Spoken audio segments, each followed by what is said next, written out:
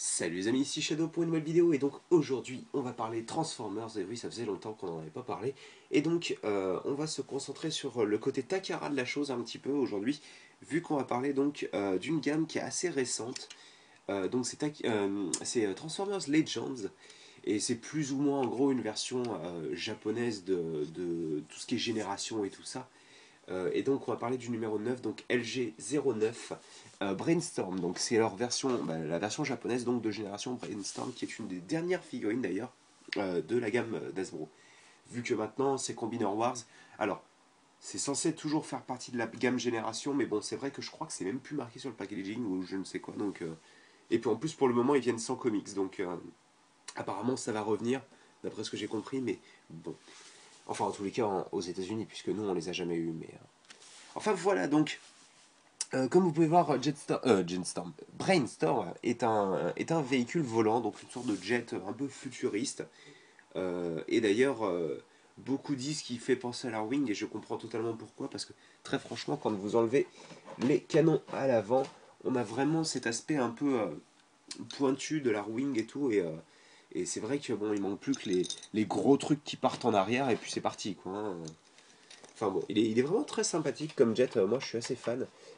Donc j'ai attendu la version Takara parce qu'elle a pas mal d'applications de peinture que j'aime beaucoup. Et surtout tout ce qui est rouge et tout ça sur le modèle, c'est pratiquement uniquement Takara qui les a.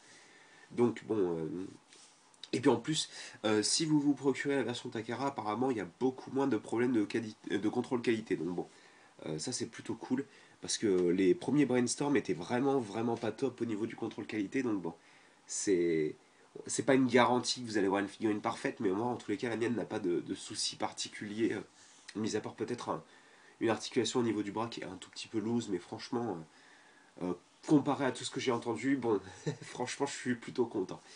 Enfin voilà, donc comme vous pouvez le voir, il est assez gros en mode véhicule, on sent que c'est un bon gros Voyager, hein. Donc Voyager c'est la classe sous laquelle il était vendu en Europe, enfin il n'a déjà jamais été vendu en Europe, mais c'est la classe sous laquelle il a été vendu aux États-Unis en tous les cas, et, euh, et donc ça se ressent bien, quoi. Il est vraiment assez massif, même si au final quand on regarde bien, les ailes sont super fines et tout, hein, mais niveau volume en tous les cas, il y a vraiment de quoi faire, quoi, pour le coup.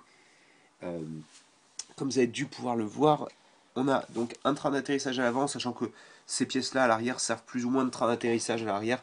Mais bon, très franchement, c'est pas spécialement embêtant. Le jet étant assez fin et lancé pour fonctionner, je pense. Donc comme vous pouvez le voir à l'arrière, ça va constituer les jambes. Et ça marche, même si ça dépasse pas mal à l'arrière, j'aurais bien aimé que ce soit placé plus vers le haut. Euh, Ça ressemble pas mal à comment dire, je vais y arriver, des réacteurs. Donc encore ça passe, ça me dérange pas spécialement. Enfin moi ça me pose pas autant de problèmes que certaines autres personnes, vu qu'apparemment il y a pas mal de personnes qui sont pleins. Et puis comme certaines personnes disaient aussi, vous pouvez l'utiliser pour l'attraper et pour faire oui. Donc voilà. Donc ça c'est plutôt cool. Et bien entendu pour le train d'atterrissage, vous pouvez le rétracter. Et il continue de tenir, il est un petit peu penché en avant, parce que normalement il est plus comme ça. Mais, euh, mais sinon il rentre plutôt bien. Bon, la fonctionnalité spécifique à Brainstorm depuis G1 d'ailleurs, c'est que c'est un Headmaster. Donc un Headmaster, qu'est-ce que c'est? C'est un petit peu la même chose que ce que je vous ai présenté avec tout ce qui est Function X dans les Shadows Random Review. D'ailleurs, vous aviez vu Function X 3, qui était Brainstorm justement, ou Smart Robin en version donc Fans Project. Euh, et donc, ça veut dire qu'en gros, parce que je m'éparpille un petit peu, ça veut dire que le personnage se sépare et forme la tête en fait. Donc c'est ce petit personnage qui normalement s'appelle Arcana d'après ce que j'ai compris.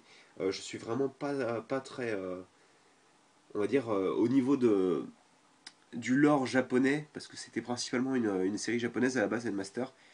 Je suis pas très, comment dire, informé, on va dire. Mais en tous les cas, ce petit machin s'appelle Arcana. Officiellement, il n'a pas de nom. Officiellement, il n'a pas de nom, donc on ne sait même pas si c'est vraiment un personnage à part entière.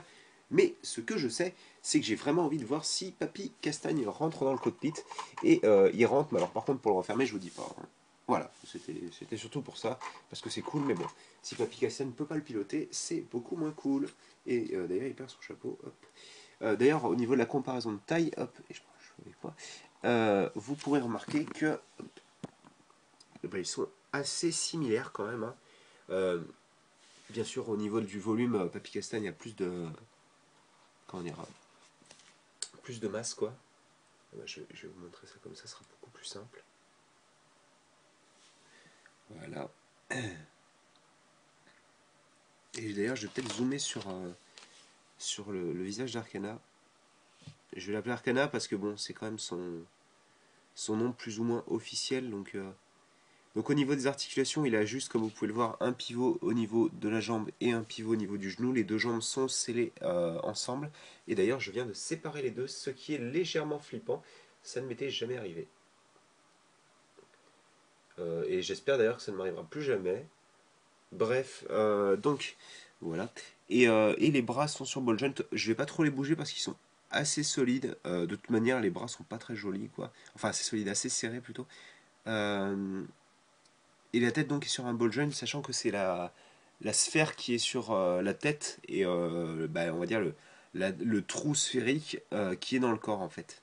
Et vous allez comprendre pourquoi après. Et donc, je pense qu'on va passer à la transformation, hein, vu que je vous ai à peu près expliqué un petit peu tout. Donc, premièrement, moi pour la transformation, ce que j'aime bien faire, donc bien sûr, c'est refermer le cockpit et séparer les pièces d'armes du véhicule. Et donc on se retrouve avec un véhicule qui est un tout petit peu plus basique. Ensuite, on va séparer ce qui va devenir les bras, donc c'est parti sur les côtés, du reste du corps. Et on va prendre donc à l'arrière, on va séparer ces pièces-là, et on va écarter donc ce qui va devenir les jambes vers l'extérieur. Tout ça pour pouvoir faire passer le nez de l'appareil comme ceci. Donc on lui fait faire un 180 degrés. On ramène les jambes là où elles vont devoir être situées, comme ceci. On prend cette partie-là, on l'ouvre, on fait sortir le pied, on peut refermer ensuite. Et on fait pareil de l'autre côté, bien entendu, parce que monsieur quand même a le droit à 2 pieds. On va faire une mise au point, hop là. On prend les petits ailerons, on les place au niveau de ce qui va devenir les épaules. Là, au niveau des bras, on met ça tout droit et on pivote à 180 degrés. Ça va devenir donc bien entendu les avant-bras. On fait pareil de l'autre côté. Voilà. On a ceci donc. Moi, ce que j'aime bien faire, donc, c'est écarter le bras au maximum pour avoir l'espace. On ouvre, on ne peut pas l'ouvrir plus que ça, donc ne forcez pas, vous allez le casser. Et vous avez cette petite partie-là. Moi, j'aime bien appuyer dessus avec mon ongle pour faire ressortir la main. Et d'après ce que j'ai compris sur certaines versions Hasbro, la main est vraiment très loose. Donc bon, c'est une des raisons pour lesquelles j'ai pris la version Takara aussi. Parce que je me disais bien que la version Takara aurait un meilleur contrôle qualité. Et c'était le cas.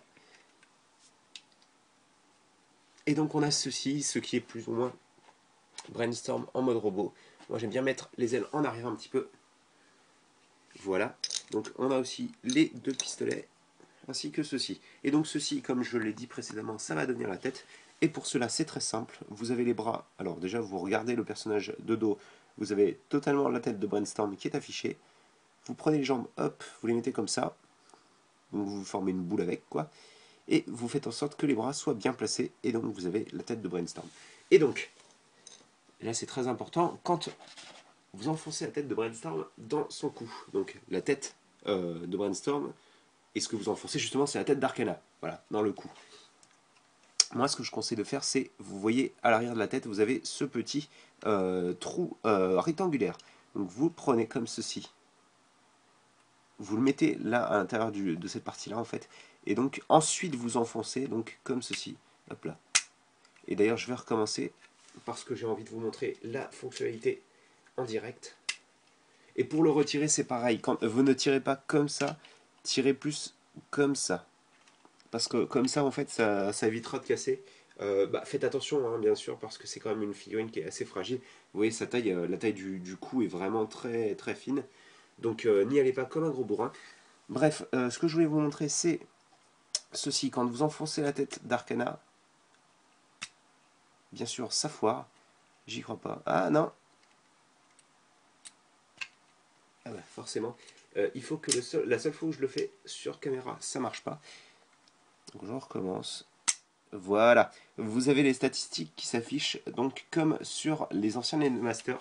Alors, excusez-moi.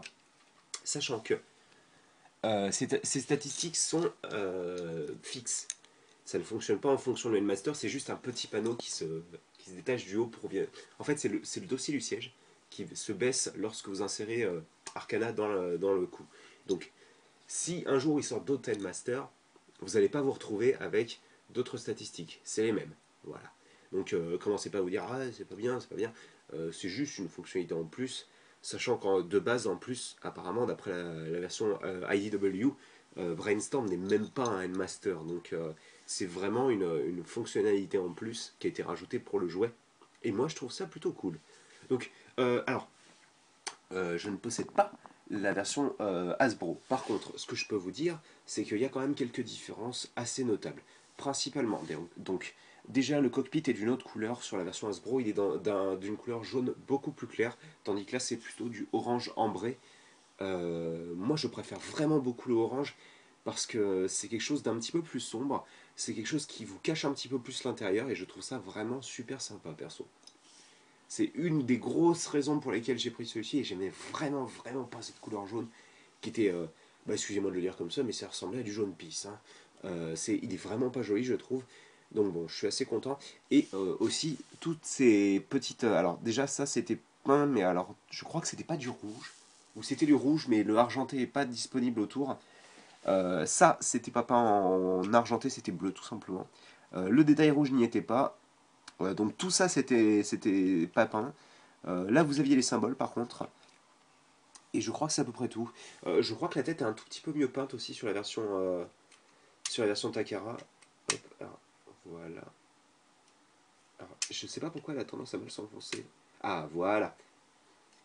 La tête était mal enfoncée, donc surtout, euh, c'est assez simple. Si vous sentez qu'elle bouge à l'intérieur de son logement, la tête, pas au niveau de l'articulation, mais au niveau de la jonction entre la tête et le corps, ça veut dire que vous l'avez mal enfoncé. Par contre, si vous sentez que quand vous bougez la tête, c'est vraiment le cou d'Arcana qui bouge, dans ce cas-là, vous avez bien fait la chose. C'est assez simple à remarquer, hein. Franchement, ça se sent tout de suite hein, quand la tête n'est pas bien enfoncée. On va parler des articulations rapidement donc.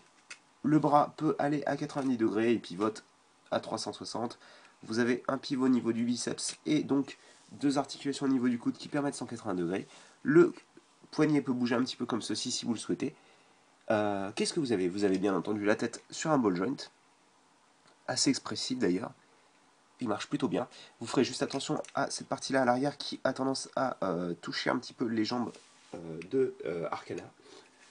Au niveau des hanches, vous n'avez pas d'articulation vraiment à proprement parler au niveau des hanches. Par contre, les trois pièces qui constituent la jupe, on va dire, peuvent s'écarter, sachant que il peut écarter la jambe comme ceci, avec des poclics, comme vous pouvez l'entendre. Il peut la monter comme ça et la reculer tout autant.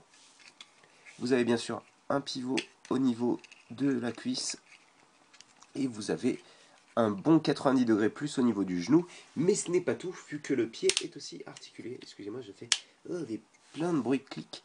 Donc on peut aller comme ceci, comme cela, et aussi pivoter, hop là, pour des poses un petit peu plus dynamiques. Ce qui est vachement cool, parce que je m'attendais vraiment pas à ça. Alors je savais qu'il avait comment dire, une articulation au niveau je vais y arriver, de la cheville. Mais par contre, ce que je ne savais pas, c'est que c'était tout le pied. En fait, moi, je pensais que c'était toute la partie à l'avant qui était articulée. En fait, non, c'est tout le pied qui bouge et c'est vraiment super cool. Alors, vous avez plusieurs possibilités. Ça, bien sûr, vous pouvez lui faire tenir, tout simplement. Vous pouvez les remettre sur le cockpit ou sinon même les laisser à la base sur le cockpit.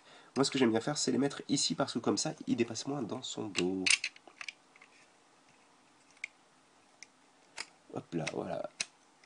Et on a ceci donc. Et je pense que pour la pause finale,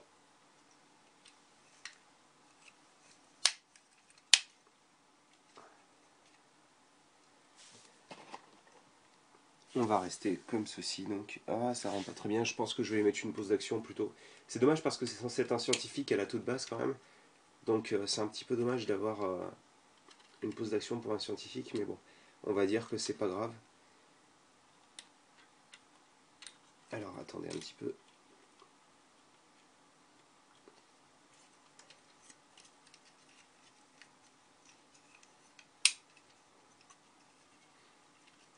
Ah, j'ai une idée. Je sais pas si... Non, ça marche pas. Non. Je pensais qu'on pouvait lui mettre les deux guns dans les mains, un par le dessus et un par le dessous, mais mais malheureusement, bon là j'arrive plus à parler, ça ne marche pas.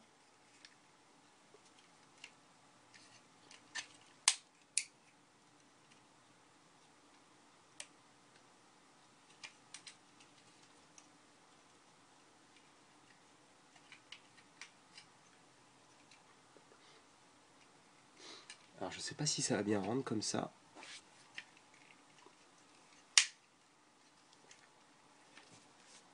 Hop.